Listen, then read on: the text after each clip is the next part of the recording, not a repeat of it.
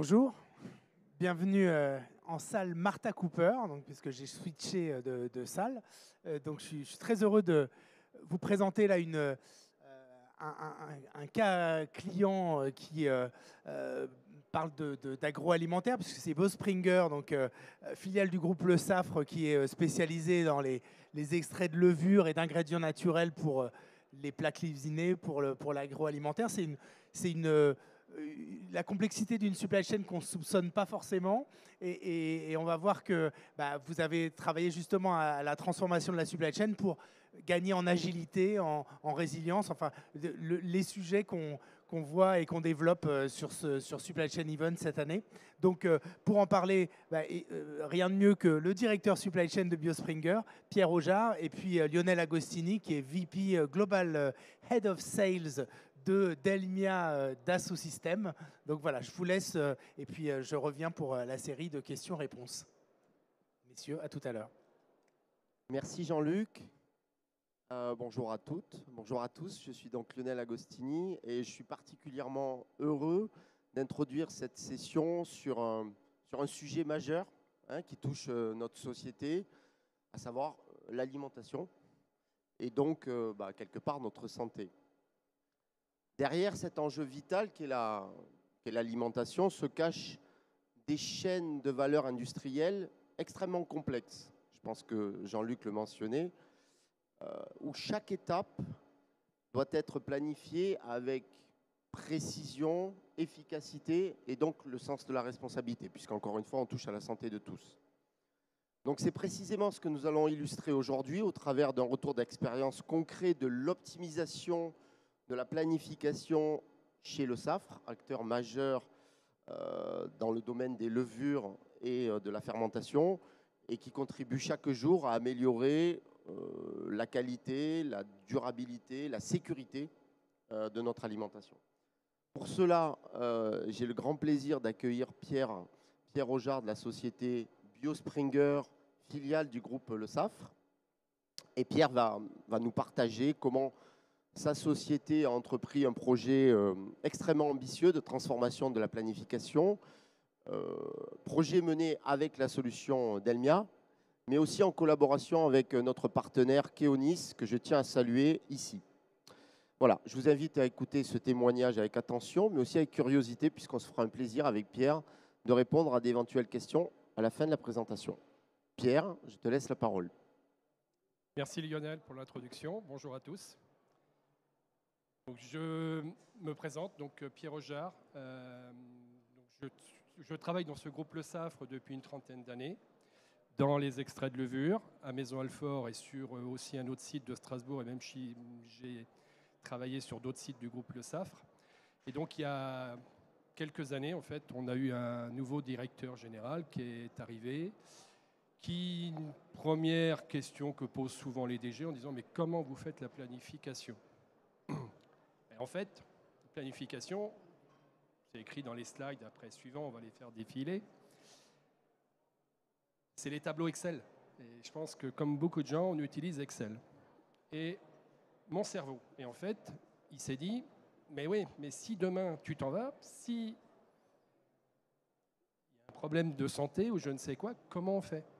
Effectivement, la planification, aujourd'hui, tout le monde sait, dans toutes les industries, c'est souvent la résultante des contraintes. Et donc, si ces contraintes, on ne les intègre pas dans un système ou si ce n'est pas le cerveau qui est capable de les faire, en fait, ce n'est pas un Tetris qui va... Faut que je monte le micro. Ah, pardon.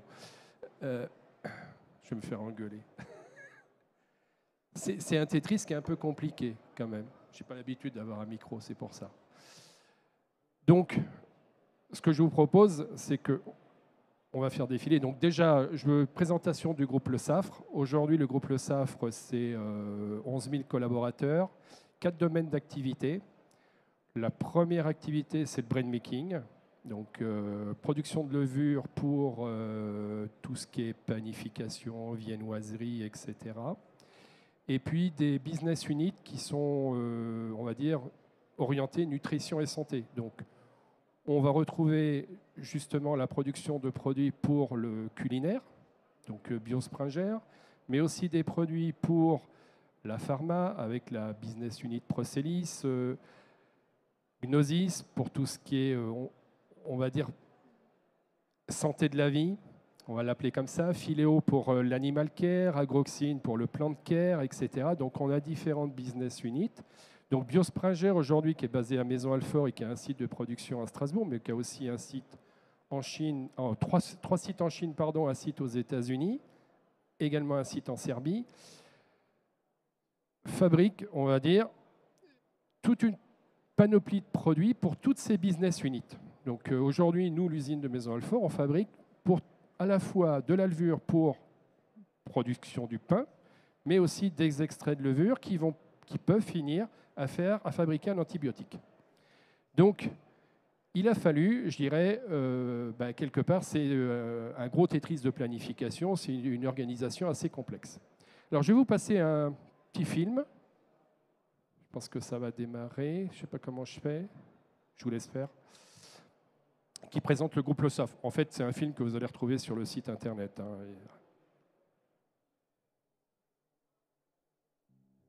Chez Le Safre, nous avons une mission. Entreprendre ensemble pour mieux nourrir et protéger la planète.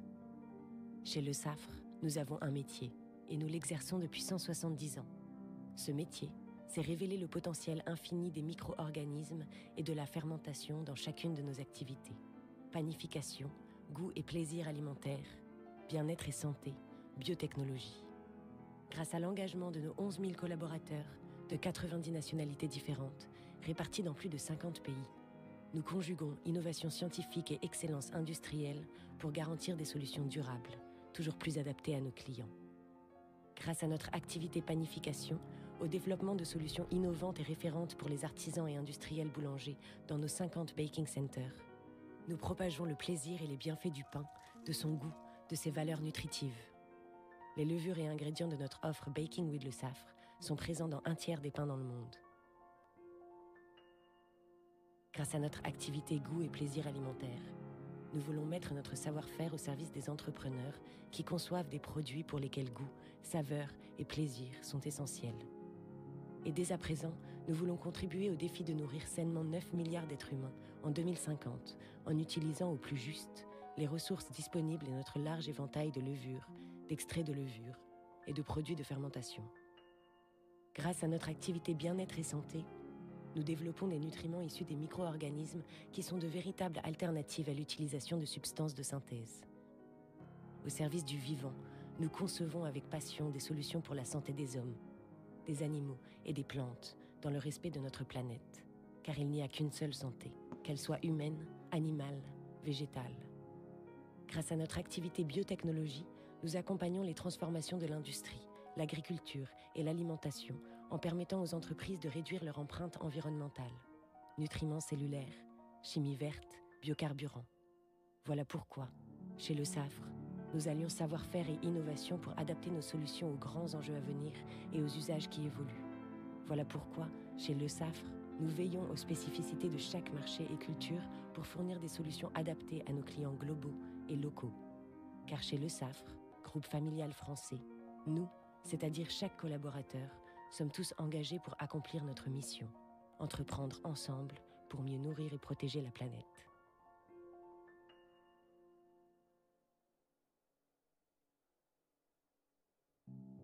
Chez Le Safre, nous avons une mission. Merci. On va passer. Alors, les objectifs pour suite à l'installation, pourquoi on a voulu mettre en place un outil de planification donc Dassault Systèmes Hortems chez nous. Comme je l'ai dit tout à l'heure un petit peu en introduction, c'est que on a tous des fichiers Excel. Le fichier Excel, il est individuel, il n'est pas toujours partagé, et voilà, c'est la limite du fichier Excel. La planification, comme je l'ai dit, était une affaire d'experts métiers. Alors moi, je suis issu de l'industrie, donc je connais bien les usines de production, je connais leurs contraintes, et depuis quelques années, je m'occupe de la planification globale. Et donc, en fait la planification, c'était le résultat de mon cerveau. Sauf que le cerveau, il peut avoir, ses limites, et 2, il peut se fatiguer. Il peut aussi s'en aller. C'était le risque. Également, le point qui est ressorti, c'est que La planification, c'était un peu comme c'était le résultat que moi j'émettais. Il pouvait être mis en cause parce que les gens pensaient que c'était mon résultat, que c'était peut-être pas le résultat optimal, qui ne correspondait peut-être pas à certains business managers, enfin commerciaux, au résultat attendu en disant non, c'est Pierre Rochard qui a décidé que le produit ne serait pas fabriqué avant 3 semaines et puis le suivant dans 4 semaines. Et pourquoi? Donc en fait, le but, c'était aussi donner de la lisibilité à tout le monde, faire du partagé quelque part, du fichier partagé, pour que tout le monde ait accès à la fois à la visu des contraintes et puis dire, enfin, que le résultat de Hortemps soit à la lecture de tous. L'objectif, c'était de réduire le temps, parce qu'aujourd'hui, c'est le cerveau, mais c'est vrai que quand on doit refaire des plannings, tout le monde connaît ça dans chaque industrie, ça peut arriver 2 fois, 3 fois, 4 fois dans la semaine, parce qu'il y a des aléas, on a tous des aléas en permanence. Donc l'objectif, c'est à la fois de refaire le planning rapidement, ou de faire aussi des projections. Là, actuellement, je suis sur l'exercice budgétaire 2026 pour essayer de voir comment ça va s'organiser. Et donc, c'est intéressant de faire des simulations. C'est aussi, donc, à travers cet outil, c'est de faire du partage de connaissances, des contraintes. Dire, voilà, ce produit, pourquoi il ne peut pas être fabriqué avant le A ne peut pas être fabriqué avant le C, et inversement. Et comme je l'ai dit, c'était pour améliorer les aléas, les changements. Donc ce que chez nous, on a décidé de faire, donc on a fait on va dire, la première difficulté. Elle est là, c'est une fois qu'on a décidé qu'on veut mettre un outil, c'est trouver qu'est-ce qu'il y a sur le marché qui va correspondre à notre besoin. Donc ça, quelque part, c'est pas facile parce que lorsqu'on veut acheter une voiture, on dit voilà, je suis axé, je veux acheter cette voiture-là, ce modèle-là, puis après on se met d'accord sur les options. Là, en planification, on a un peu moins d'expérience. Enfin, moi, j'en avais pas beaucoup, et pas grand monde non plus chez nous. Mais c'est de voir un petit peu ce qu'il y avait sur le marché. Donc, on a fait le tour des popotes. On a eu des présentations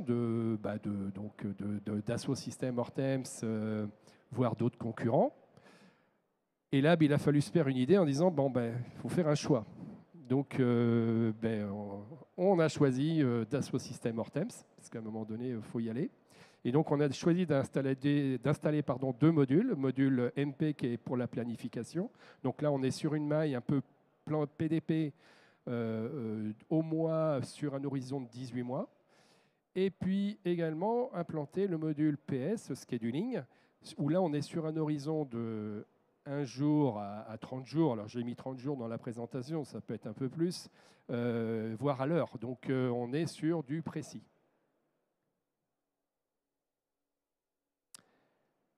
Comment ça fonctionne? Alors, aussi, je ne l'ai pas dit, on a choisi Dassault Systèmes Hortemps parce que chez nous, un prérequis, on a SAP. Donc, on voulait un outil qui fonctionne en interface avec SAP. Ça, c'était incontournable. Donc, tout fabricant de logiciels de planification qui est venu nous voir en disant « nous, ça ne fonctionne pas avec SAP », a été exclu assez rapidement. Donc, ça fonctionne avec SAP et le choix, c'est que ce soit SAP qui soit maître et pas Delmia Hortemps. Les datas viennent de SAP. Donc, aujourd'hui, on a un outil, je vous présente rapidement, mais je pense que beaucoup de gens connaissent ce plan de fonctionnement. On a Dynasys qui nous fournit un jeu de prévision de vente. Ce jeu de prévision de vente rentre dans SAP et donc avec les commandes clients, les forecasts, le stock, tous les encours de production, etc. On fait tourner un MRP, sauf que ceux qui connaissent SAP ou tous les ERP sont souvent en capacité infinie. Donc, quand on a beaucoup de besoins, il faut tout fabriquer aujourd'hui. Et donc là, souvent, ça ne rentre pas, enfin, c'est le carré qui ne rentre pas dans le rond. Et donc, notre problème, c'était de trouver un outil qui dimensionne la capacité finie. Donc, on a modélisé tout ça à travers Hortemps, avec un certain nombre de contraintes. Bon, je ne sais plus exactement, on doit avoir entre 20 et 25 contraintes identifiées. Donc il a fallu paramétrer, donc pas mal de data, en disant toujours le maximum de data, on les met dans SAP, tout ce qui ne peut pas être mis dans SAP, on le mettra dans des fichiers SQL, je ne suis pas technique, moi, c'est informatique, Hortems, et on complétera au fur et à mesure. Et donc, aujourd'hui, ce résultat, on a 2 usines où la planification est faite, les contraintes ne sont pas les mêmes, elles sont différentes. On a des produits en plus, pour faire compliqué chez nous, on a des produits qu'on peut fabriquer que sur une usine, mais pas sur l'autre. On a des produits qu'on peut fabriquer sur l'autre usine, mais pas sur l'autre, et des fois, c'est les deux. Donc, et en plus, on met des quotas. Donc, certains produits, il faut dire, on met 60% du volume annuel et 40% sur l'autre. Donc, ça vient mettre un peu de complexité. Et donc, aujourd'hui, ce résultat, c'est un... Je vais passer à la slide suivante. C'est une modélisation. Donc là, je suis en module MP en maille hebdo, où là, on peut aller à plusieurs mois. On peut aller jusqu'à 18 mois. Ça dépend ce qu'on veut faire avec. On a tous les process orders qui viennent des SAP, qui sont sous forme de Gantt, semaine par semaine. Et en dessous, donc je vous ai mis un exemple où là, on a intégré toutes les contraintes de production, enfin, les principales, où en fixant des limites, vous voyez, il y a du rouge, il y a du orange, alors c'est complètement faux, c'est un scénario. Quand c'est orange, on est rempli à 80% de la contrainte. Quand c'est en rouge, on a dépassé la contrainte. Quand on est en vert, c'est qu'on n'est pas encore à la contrainte. Et donc, il y a un algorithme qui fonctionne pour faire le planning, qui, comme je le disais tout à l'heure, SAP fait un résultat MRP capacité finie, et là, Hortems nous donne un résultat MRP, capacité infinie avec SAP, et là, on a un résultat capacité finie dans Hortems. Donc, ça veut dire que les usines peuvent réaliser le planning proposé par Hortems.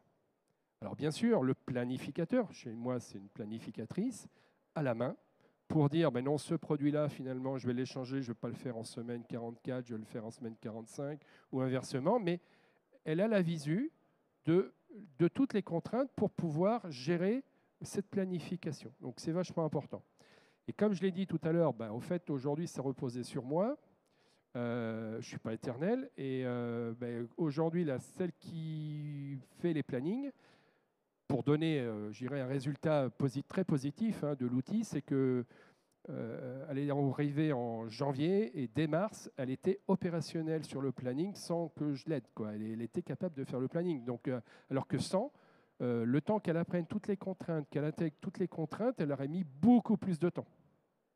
Donc, quelque part, ça veut dire qu'aujourd'hui, le planning peut être fait par quelqu'un qui peut arriver, je ne vais pas dire au pied levé, mais peut être opérationnel assez rapidement.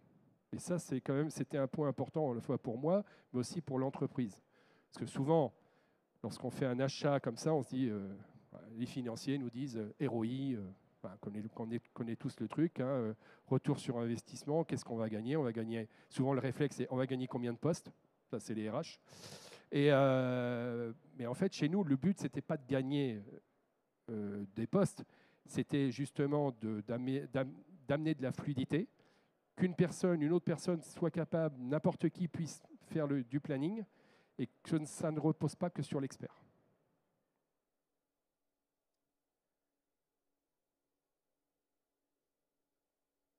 J'ai fait une petite erreur dans ma slide, je ne me suis pas corrigé, excusez-moi. C'est résultat du module MP alors que c'est PS, tout n'est pas parfait.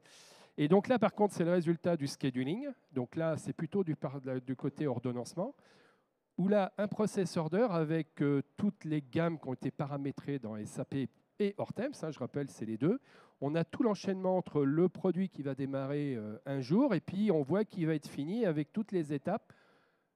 Je vous laisse calculer 7-8 jours après. Donc, on voit tous les enchaînements. Donc là, c'est juste un exemple d'un produit, mais on a la superposition de tous les produits les uns après les autres. Et tout ça, ça prend en compte toutes les ressources unitaires industrielles en disant c'est un appareil peut passer 10 tonnes à l'heure, il va passer 10 tonnes à l'heure, et puis il pourra faire un batch, et puis après le deuxième batch, et le troisième batch, et ainsi de suite.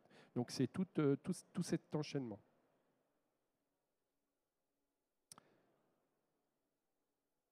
Je ne sais pas s'il y a des questions, parce qu'on les fera à la fin. Je ne sais pas comment... on avait dit qu'il fallait que ce soit interactif.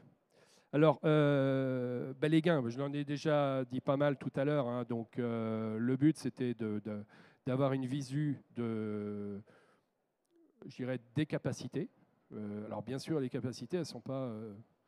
je parlais tout à l'heure d'intelligence artificielle avec certaines personnes de chez Dassault Systèmes. Les contraintes, elles ne viennent pas toutes seules. Il faut les paramétrer dans le système, hein, que ce soit SAP, Hortem, il faut les modéliser. Ce n'est pas simple, ça, mais c'est faisable. Donc, le but, c'était de répondre aux besoins. C'était d'avoir une visuelle sur le planning pour dire, voilà, est-ce que j'ai un planning qui est rempli à 100%, parce que selon les contraintes, on peut avoir certains produits où finalement, ça va me faire un trou dans le planning. Et donc, à ce moment-là, il y a peut-être des produits qui sont prévus dans 3 semaines. On va profiter des trous pour optimiser l'usine et remplir l'usine au maximum, quitte à faire un peu de stock, hein, parce qu'à un moment donné, il faut accepter de faire du stock. C'est le gain entre faire tourner une usine et faire du stock. Donc, il y a un consensus à prendre. Optimiser l'outil de production, je viens de le dire. Gérer les approvisionnements des composants en fonction des résultats, parce que derrière, point de vue MRP, on a l'effet inverse. Ceux qui connaissent un petit peu SAP, on a des plan orders qu'on transforme en process orders. Et quand on fait de la planification à long terme, on ne va pas transformer les plan orders de 18 mois en process orders. On va les ramener en interface inverse vers SAP, ce qui nous permet aussi dans SAP d'avoir un résultat MRP qui correspond à la capacité finie. Et donc aussi de définir les besoins d'approvisionnement des composants pour la production, même si c'est une planification, j'en parlais tout à l'heure, c'est que la planification, on sait que ce n'est pas juste, mais c'est mieux que rien. C'est que ça donne une idée de ce que l'usine va devoir faire et ce qu'on va devoir approvisionner. Le gros gain, c'est le partage des résultats. Donc, comme je l'ai dit en introduction, on pensait que le planning, c'était mon affaire et c'est moi qui disais le produit, on va le fabriquer là, à telle date, et il n'y a pas de place avant. Là, ça permet de montrer de façon très factuelle en disant, vous voyez, votre produit, avec les contraintes que j'ai, je ne peux pas le fabriquer avant 6 semaines parce que c'est déjà full avant. Par contre, on peut faire d'autres produits parce que d'autres contraintes ne sont pas saturées. Donc, partage d'informations. Et là-dessus, moi, je dois l'avouer, ça a été franchement un gain. Là où le planning pouvait être remis en cause avant, n'est plus remis en cause maintenant.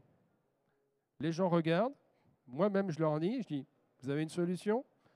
Tout le monde fait demi-tour, et circuler, il n'y a rien à voir. Et puis également, on a des sous-traitants, donc ça permet aussi on a intégré quelques contraintes, même s'il y a encore un petit travail encore à faire. On a intégré des contraintes de nos sous-traitants pour justement dire, on sait tous que ce n'est pas l'optimisation individuelle qui est la meilleure optimisation globale. Donc, on a intégré des contraintes de nos sous-traitants pour justement faire un résultat de planning qui correspond à la meilleure fluidité possible, quoi. Alors le gain, voilà, on n'a pas gagné de poste, etc. Par contre, on a gagné en agilité. Et je pense que c'est ça le plus important. Et en transparence. Alors les points d'attention par rapport à tout ça, obligatoirement, les gens, quand ils ont Excel, ils ont du mal à s'en défaire. Hein. Il y a 2 ans, j'étais intervenu pour une même présentation organisée par Dassault Systèmes à Lyon. Et donc, on voit bien que la résistance au changement est là et que les gens, dès qu'ils ont Excel, ils gardent Excel. Et puis, le risque, c'était de dire aussi, on garde Excel en même temps qu'on a Hortem. Non, ça ne marche pas. À un moment donné, il faut arrêter. Nous, en 8 jours, on a arrêté Excel sur la planification. Donc, il faut accompagner le changement. Il y a besoin d'un sponsor parce que si on est tout seul dans la nature, dans l'usine, je vous dis tout de suite, on ne fera rien. Je me souviens des expériences du séminaire Dassault Systèmes il y a 2 ans. Beaucoup de gens ont été livrés eux-mêmes, pas de sponsor, et à l'arrivée, on voit bien qu'il y a des difficultés à la mise en œuvre. Je vais enfoncer une porte ouverte, hein.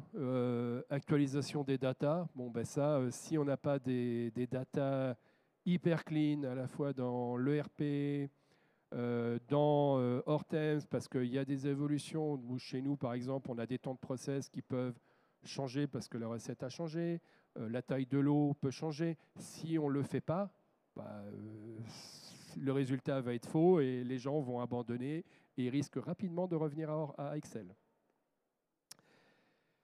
Et le dernier conseil que je donnerais, parce que j'ai eu, lorsqu'on a fait le choix de dire on va partir sur la solution Dassault Systèmes Hortemps, on a fait le tour des popotes. Hein.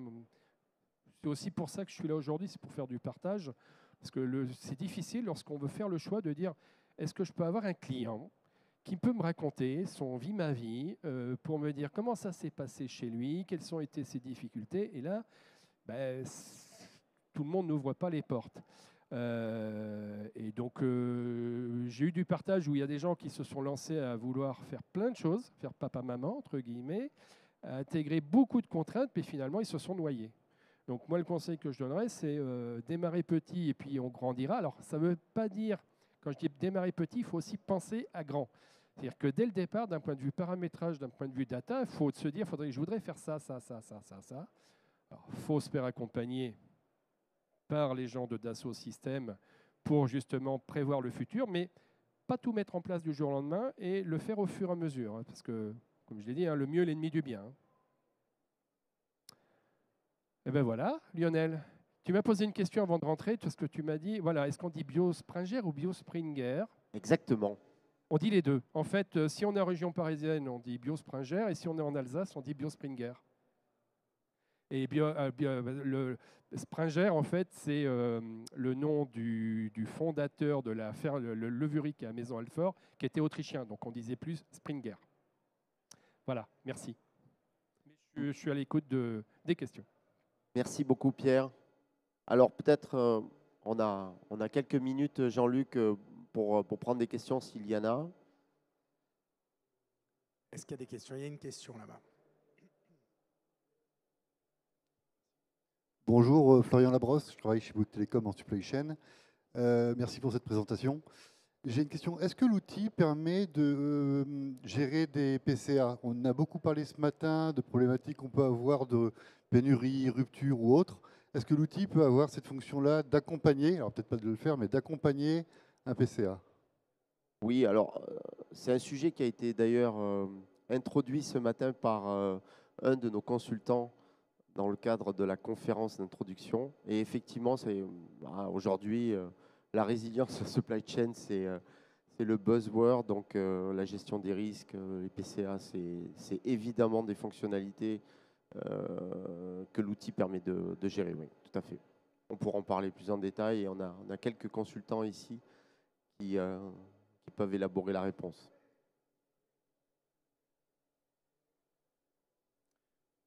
Moi, j'avais juste une remarque.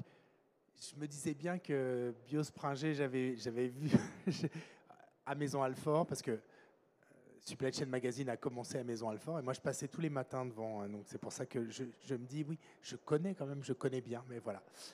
Quand vous avez dit Maison-Alfort, ça y est, ça a fait tilt. Moi, je voulais simplement avoir un exemple, parce que là, finalement, bon, on a compris l'intérêt par rapport à Excel, mais peut-être pas en termes d'agilité. Est-ce que vous avez pouvez donner un exemple de maintenant cette nouvelle manière de planifier en termes d'agilité? Est-ce que vous pouvez réagir plus vite à un événement extérieur, à un aléa?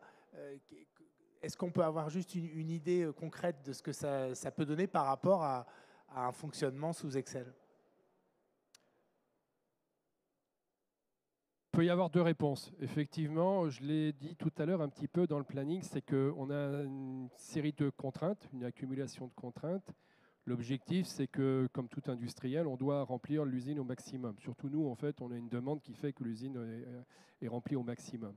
Et donc, c'est là où c'est la dernière phrase. Vaut mieux commencer petit et grandir, parce que si on met trop de contraintes, le risque, c'est que l'usine, on ne la sature pas, parce qu'il y a trop de contraintes. Et donc, aujourd'hui, nous, on en a mis un certain nombre. Certains sont juste là en visu, mais c'est aussi d'être opportuniste. Donc il y a deux réponses, c'est pour ça. Être opportuniste en disant, bah, tiens, finalement, ici, on a cette semaine, on n'a pas saturé cette ressource unitaire. Donc le produit qui est prévu dans 3 semaines, on peut peut-être l'avancer et puis déplacer un autre dans 2 semaines. On sera toujours saturé au niveau global, mais par contre, on aura rééquilibré certaines contraintes. Si vous m'avez bien compris. Et la deuxième, pour répondre, on parle d'aléa. Donc l'aléa, ça peut être l'usine qui prévient en disant j'ai un problème. Ce produit, je ne pourrai pas le faire parce qu'il y a une panne divers et variée, donc on ne pourra pas faire ce produit. Et donc, qu'est-ce qu'on va faire à la place? Et donc à ce moment-là, le fait d'avoir la visu des contraintes, c'est si sur les 10 contraintes, il y en a 5 qui sont saturées, et il y en a 5 autres qui ne sont pas saturées, obligatoirement, on va utiliser là où il n'y a pas de saturation pour dire on peut peut-être faire quelques produits qui sont prévus aussi dans 4 ou 5 semaines en avance, en utilisant la capacité disponible, et quelque part, l'usine va continuer à fonctionner et on va optimiser au maximum. J'espère avoir répondu. Vous n'aviez pas, enfin, cette visibilité-là, vous ne l'aviez pas avec Excel? Avec Excel, en fait, c'était juste un Gantt, mais il n'y avait pas, je dirais, la visu des différentes contraintes. Et moi, aujourd'hui, c'est vrai que, quelque part, même pour moi, c'était d'avoir ce visu de contrainte, ça permet de réagir très rapidement en disant, ben là, oui, j'ai une place, là, je n'ai pas de place. Et donc, il faut connaître, alors bien sûr, il faut connaître les produits. Il y a un minimum de connaissances. C'est pour ça que je parlais d'intelligence artificielle tout à l'heure, ce serait l'idéal, mais il y a un minimum de produits. C'est-à-dire que si ici, on sait qu'on est à 60% de capacité sur une opération, on a 40% pour faire des produits que l'usine, où il y a un problème, mais qu'on va faire anticipation et que l'usine pourra faire à ce moment-là. Ok, non, j'ai bien compris le côté agile. C'est du Tetris, hein. Donc, c'est juste du Tetris. Ah, il y a une question derrière vous. Bonsoir. Moi, j'ai 2 questions. C'est bon. La première, c'est est-ce que la mise en place d'un outil comme ça a mis en évidence des données que vous n'aviez pas initialement et que du coup, vous avez dû créer soit directement dans l'outil, soit dans SAP? Et si oui, comment vous avez abordé ce sujet-là? Et la deuxième question, c'est vous avez parlé de sponsor tout à l'heure, mais c'est quel métier qui a sponsorisé ce projet? Voilà, merci.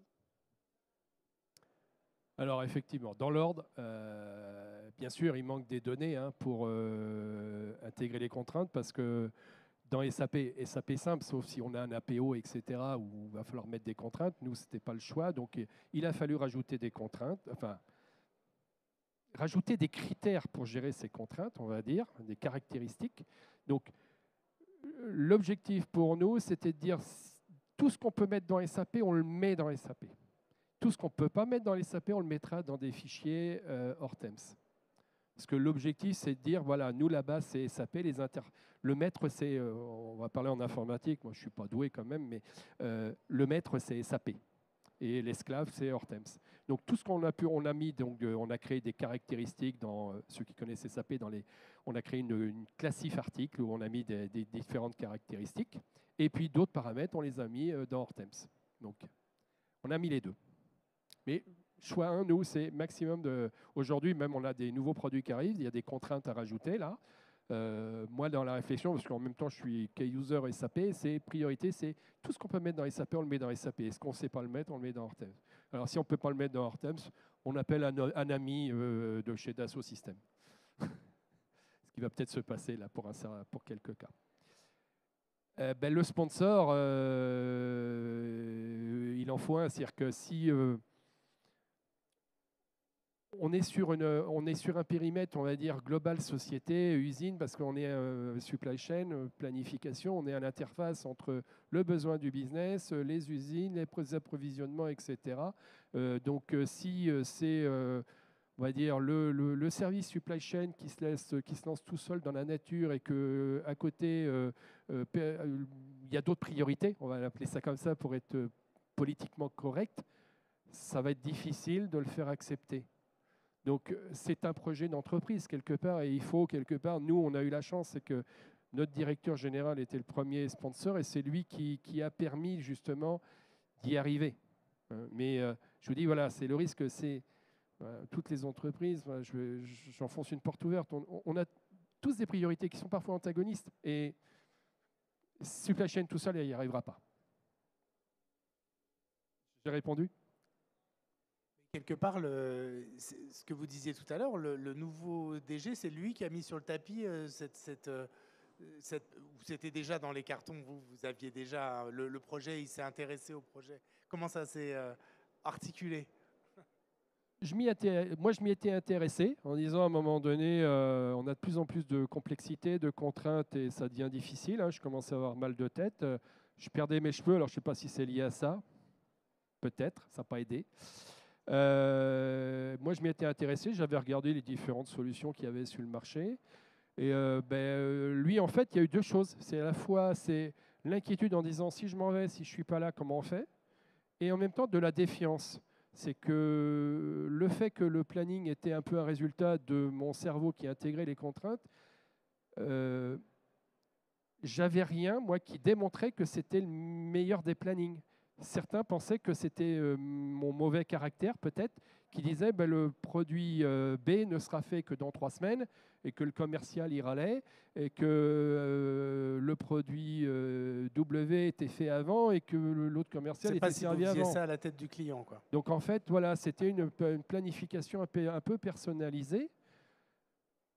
La difficulté, alors, on peut le dire, c'était de me convaincre moi-même en disant il faut passer sur un outil. Mais moi-même, j'étais convaincu en disant non, je pense que moi-même, ça va m'aider à montrer que le résultat, c'est le meilleur des résultats. Donc aujourd'hui, en fait, voilà, il y a eu 2 facettes. C'est que défiance dans ce que je faisais et l'inquiétude si je m'en vais, si je ne suis plus là. Je suis toujours là. Et on est aussi hors Thames. Et juste une question, alors ça va peut-être pas plaire à Lionel, là, mais je vois qu'au-dessus, il y a Future Master. Vous avez, parce qu'a priori, on peut se dire, quand il y a du demande planning au départ, etc., là, vous avez besoin d'une couche d'ordonnancement. Vous avez regardé et vous avez comparé les deux, c'est ça? Comment ça s'est passé? Pardon. Là, pour le choix d'Asso Systèmes, vous aviez le choix entre différentes solutions, mais vous utilisiez déjà sur le demande planning, si je vois bien, Future Master. Oui, Dynasys, oui. Ouais. Alors en fait, c'est... Dynasys. Non, c'est Dynasys. Oui, Dynasys. C'est Dynasys. En fait, ça s'est fait un petit peu en parallèle. Oui, on sait que ces intégrateurs font tous des solutions. Là, c'était vous aviez besoin d'une solution vraiment sur la partie ordonnancement. Partie planning. Hors thème, ça, c'est vraiment du planning. solide. Voilà. Ça. Mais après, le choix, bien sûr, là, parce que on est Dassault Systèmes aujourd'hui, mais je pense que la difficulté, c'est de faire le choix et de dire par rapport à mon besoin société, est-ce que ça va correspondre? Parce que c'est clair que quand on a signé le contrat, on s'est dit, bon, maintenant, il n'y a qu'à, mais est-ce que ça va le faire? Mais ça l'a fait, hein, parce que il y a des gens comme Guillaume qui a travaillé avec nous, on y est arrivé, mais il a fallu passer un certain nombre d'heures quand même. Hein. Et question pour Lionel, sur la partie... tout à l'heure, vous disiez aussi que c'était important de pouvoir faire des simulations. Je sais que chez Dassault Systèmes, il y a vraiment le côté jumeau numérique, justement, pour faire ces simulations, etc. Ça, c'est quelque chose qui est envisageable de proposer dans l'avenir à Biospringer? Alors, on l'espère, hein, on y travaille.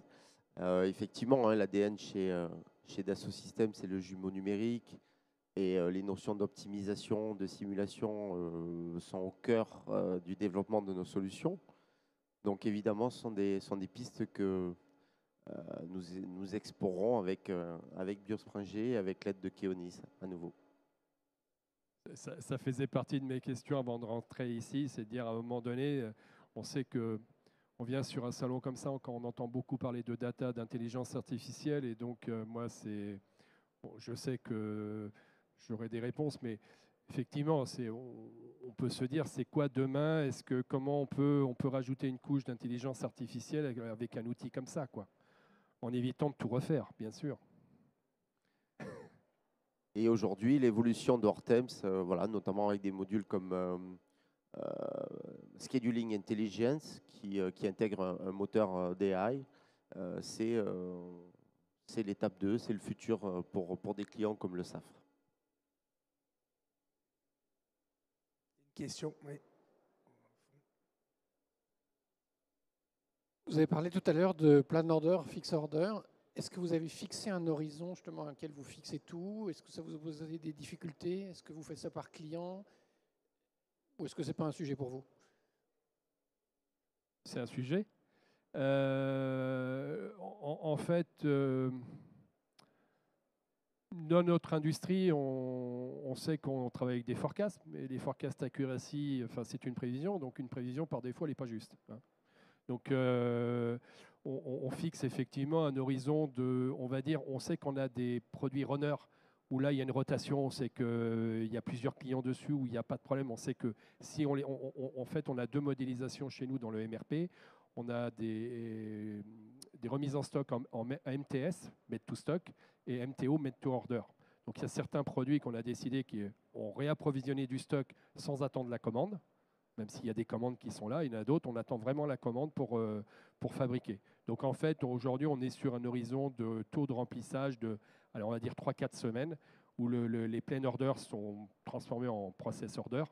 Et après, au-delà, on est plus dans la simulation. Donc là, moi, je suis plus dans un cycle SNOP, simulation mensuelle, plan de production jusqu'à 18 mois, en disant quelle sera la charge. Et est-ce qu'il y a, justement, parce que les simulations nous servent à ça, est-ce qu'il y a, on sait qu'il y a certains produits où il y a une montée de volume, où à un moment donné, on peut avoir un goulot d'étranglement parce qu'on a saturé une contrainte. Donc l'intérêt de la simulation, elle me sert aussi à ça, c'est dire, est-ce que, voilà, 2026, peut-être qu'au mois de mai, on sera saturé. Alors, option 1, soit on fabrique par anticipation pour justement lisser le besoin, ou soit il faut tout de suite déclencher des CAPEX ou un plan d'action divers et variés pour justement répondre. C'est bon? Ça, le SNOP, vous l'aviez déjà, ça n'a pas été... si, ça a été complété par la mise en œuvre. Le SNOP, on l'avait déjà, ouais. Mais quelque part... vous n'aviez pas la visibilité que vous aviez là. Hortems permet à la fois de... Parce que le SNOP, on est plus sur une vue hélicoptère, hein, quelque part, mais quelque part, ça permet de se conforter dans le résultat. Et puis surtout, c'est d'amener, comme je le disais tout à l'heure, c'est du factuel, c'est visible. À un moment donné, on présente un planning avec le taux de charge et qu'on voit qu'on est rempli à 95%, quelque part, ça parle. Tout le monde le voit et tout le monde le voit. et c'est démontré parce que là, on intègre toutes les contraintes avec Excel, même si on peut faire plein de choses dans Excel. Moi, je ne suis pas un spécialiste. On n'arrive quand même pas à ce point-là. En tout cas, ça demanderait beaucoup de travail. Et juste, dernière question. Hortems, la marque Hortems, elle reste au sein de Dalmia, c'est Dalmia Hortems. Alors il y a Hortems, Dalmia, Dassault Systèmes. Hortems, il reste où? Alors, très rapidement, donc effectivement, Dassault Systèmes est composé de 12 marques. Donc Dalmia est la marque qui est liée à l'optimisation des processus de production et de supply chain. Et dans Dalmia, nous avons plusieurs lignes de produits, dont Hortems qui est la solution pour l'ordonnancement. On va parler de Quintic pour l'optimisation. C'est une ligne de produits dans la marque. Dans la marque, et puis Apriso pour le MES. Okay. Merci de poser la question. Je m'informe, hein, je fais mon boulot. Merci beaucoup, merci à vous deux. Merci. Merci Pierre. Merci beaucoup.